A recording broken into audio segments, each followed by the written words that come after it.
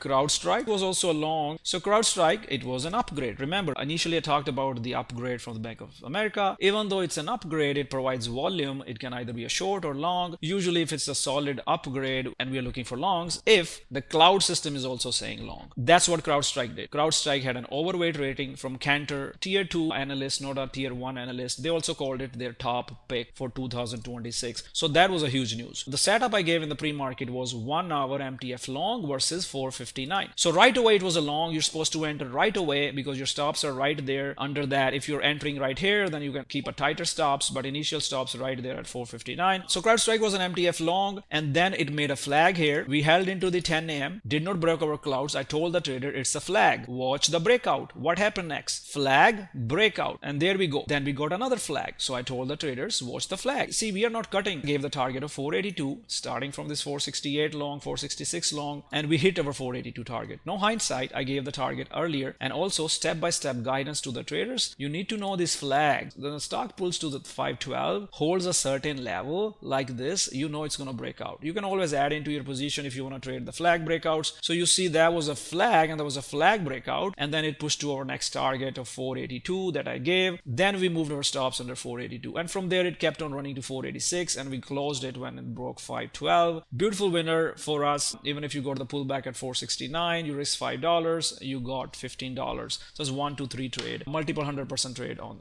there as well. So pre-market planning, the news plan, the guidance, and live trade here on CrowdStrike. Beautiful winner for us. So MBLY, that was on our game plan. I highlighted it as a red play, long over 14.25, no go under 13. So once it breaks 13, it's a no go. But even before that, you could short it. That's why I said at the open when I saw this candle, I said it's a gap and crap. So you see this is a big gap right here, from here to here. It can fill the gap. You buy the put, you short. Let's say you short 1,000 shares, you're risking a couple $100, you're making $1,500 on the short. The target is always the gap fill when you are doing these shorts on MBLY. On the gap and craps, you're looking for this gap fill short. So that was a beautiful trade. MBLY, easy gap and crap, and the gap fill targets met. You can see my guidance. It was a beautiful gap and crap all day long MBLY. Come to trade with Ripster. Join the community at www.tenettradegroup.com.